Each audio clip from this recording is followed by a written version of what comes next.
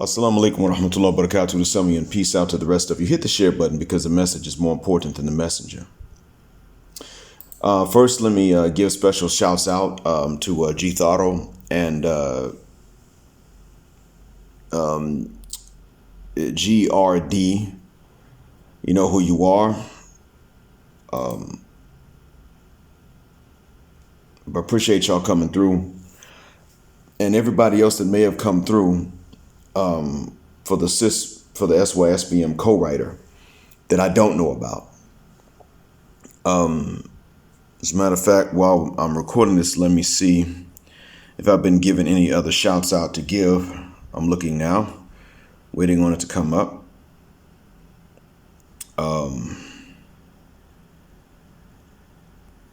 Okay, so yeah, those are the last that I've seen. Last ones I got so far. So if anybody else has come through beforehand, then know that we, all three of us, thank you from the bottom of our black hearts and from the depths of our black minds. So to make a long story short, I'm recording this one, as you see in the title, because I want to tell the new young Muslims what they may forget, what many of us would forget, or they never heard and nobody said this to them. When you accept it, the irony of it is that the brotherhood that was supposed to be here, regardless of ancestry and DNA and parents' language and passport and citizenship, has not been realized. That is not your fault. You do not owe any apologies for that. There's nothing you could have done. It was like that before you were born, let alone before you could have possibly known about Islam to have accepted it. If you extend that opportunity to others and they don't take it, you're off the hook. And you will find that. You will even find that there will be people that extend to you brotherhood, and they mean it, but it has its limits. And usually that limit is going to be intermarriage. Those who don't hate you are still not going to be okay with the thought of you marrying their lady relatives. And it will be with the understanding that our women folk are not as attractive as their own. That's the other thing. But I do want to tell you, too, that you're not going to be the one to blame for this. You make brotherhood available as an option, and oftentimes they will do the same thing, but you're going to find some of the subconscious biases. You're going to find that a lot of the Muslims that are not genetically us don't even know about their biases. They don't realize them. They're not aware of them. They can't really do much about them because they don't know they have them. They haven't detected them.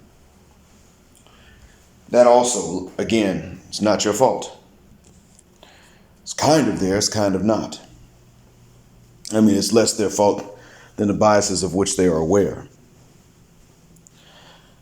The other thing, too, is that when it comes down to it at the end of the day, it's not about them. It's about you, and it's about your salvation in this life and in the next. And that's the best you can do. The other thing for you to realize and remember is that honestly,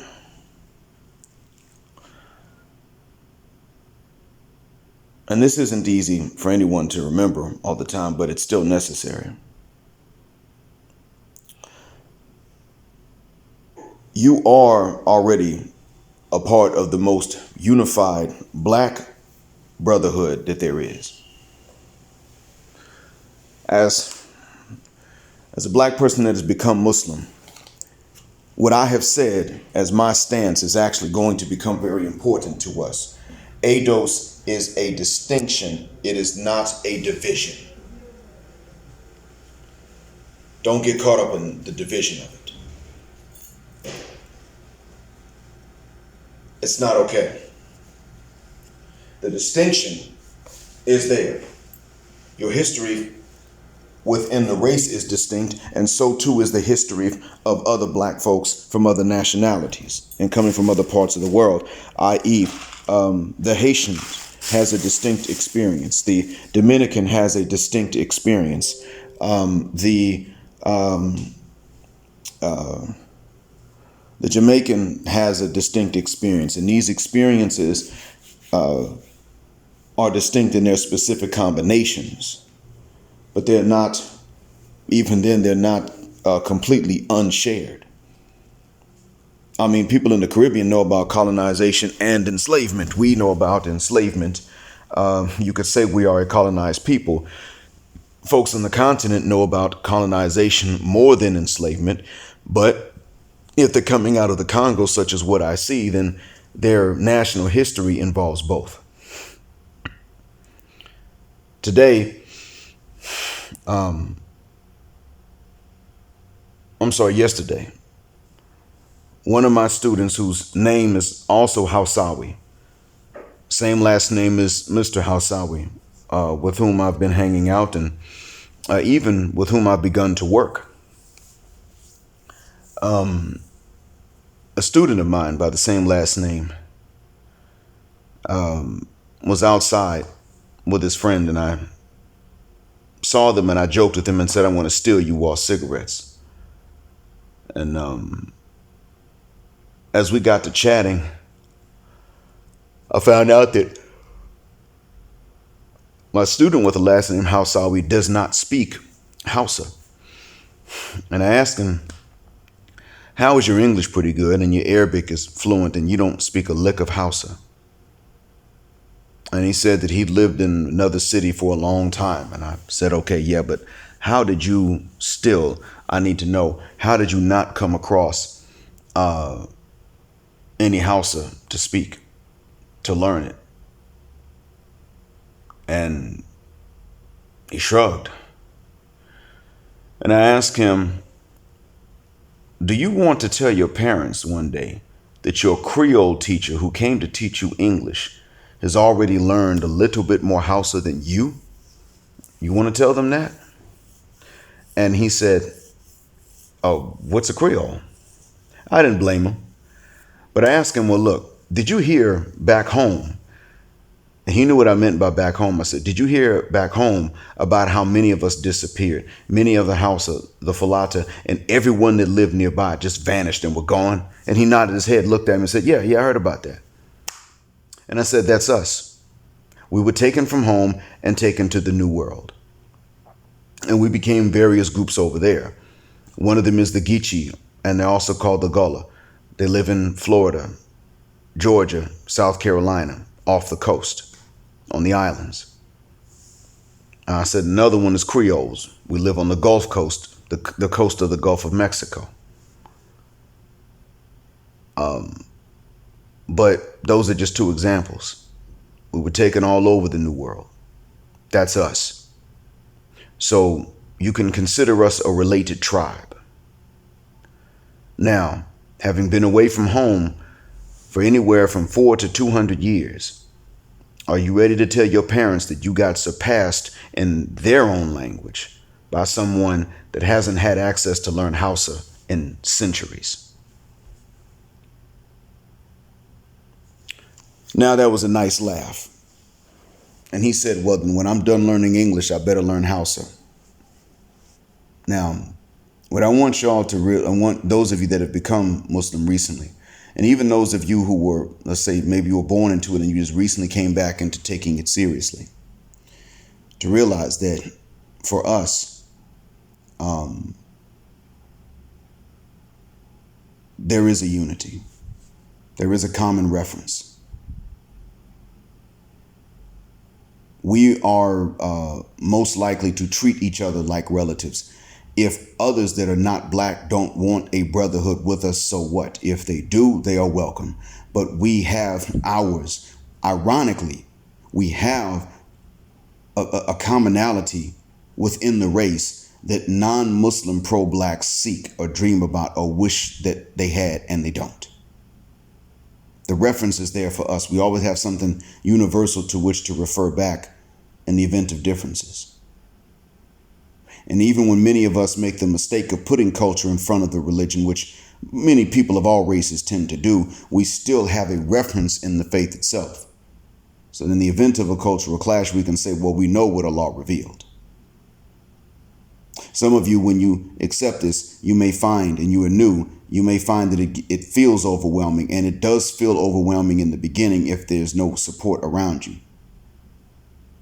By the same token, know that it gets easier. Yes, you do have to stay in prayer. Yes, you do have to continue praying. But know that it gets easier. Know that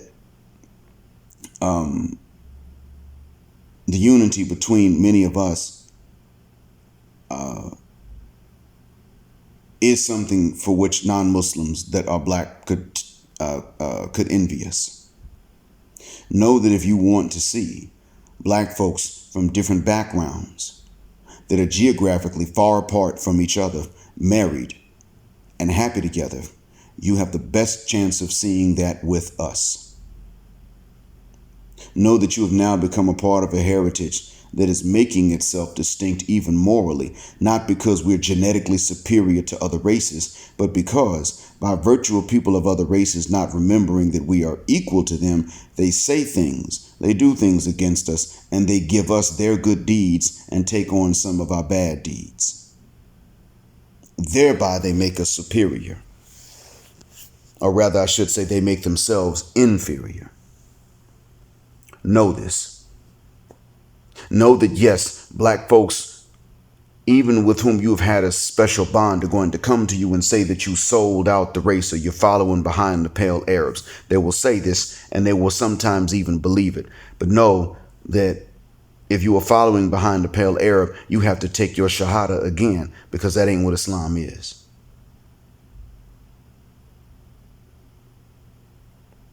Know that there are going to be Muslims that ain't black and ain't white either. And many of them are in the country in which I live, and they're going to have a religious understanding, not that they are superior and you're inferior. Some of them will even have that, but they will have this understanding that guess what? They are normal and you are abnormal. And they will swear they're not racist, and they will even believe that they're not. But if they think that they are normal and you are abnormal, they don't have to believe that they are so much as superior and you were inferior. That still makes them racist. And this will be quite common, with no hatred, with no anger, at a subconscious level, meaning that they will not always be aware that they think this way, but they will. And that will not be your fault. And you are not required to be patient with their stupidity. You are allowed to correct them, and you are allowed to defend other black folks when they're treated unfairly in deed or in word. Know this.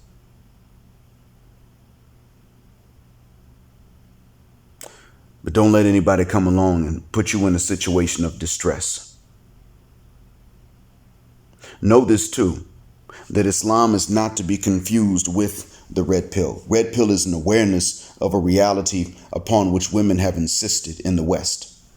And they're trying to spread it beyond the West, sometimes succeeding, sometimes failing. That is an awareness. It's a situational awareness. It's like being medically aware, as doctors are, or being as astronomically aware as astrophysicists are. It's an awareness.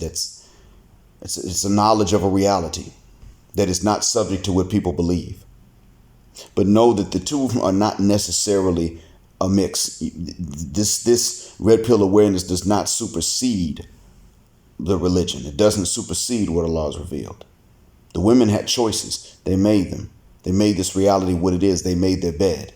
They're trying not to lay in it, especially with normal men.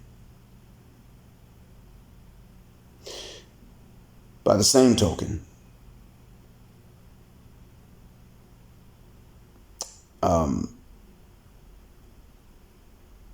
what God has revealed is stuck. It's as he revealed it. And so we can be as red pill aware as anyone else.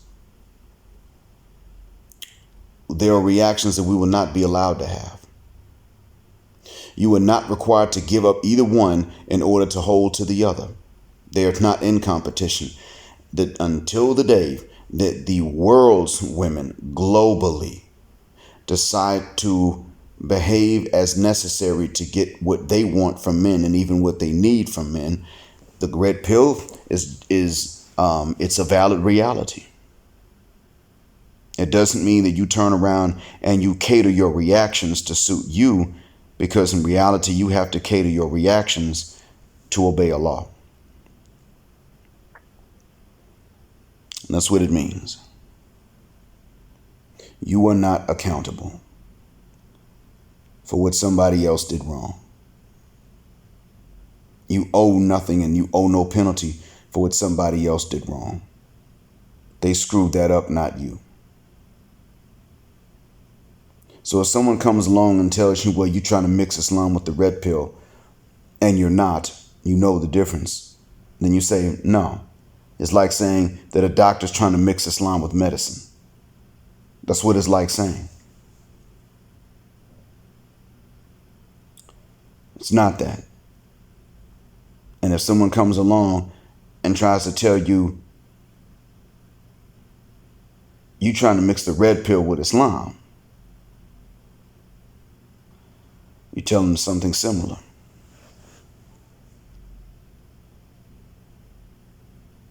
Are they related? Well, Islam is not only related to truth, it is truth. It's going to be up to the women based on their behavior to determine it.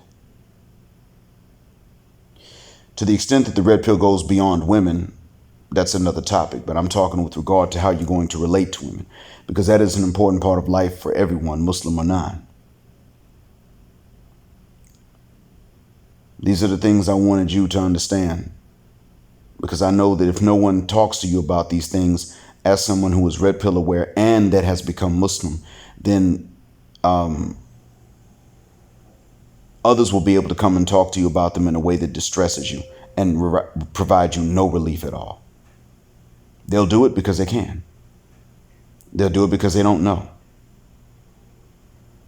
But there will be some Muslims that'll come to you and say, how can you be Muslim and talk about this red pill stuff? It was up to the ladies. They made their choice. Now we have to be aware of it. That's how. There will be people that are red pill aware and they'll come along and they'll say, how could you believe in Islam? It stands up to scrutiny when you look at it. That's how.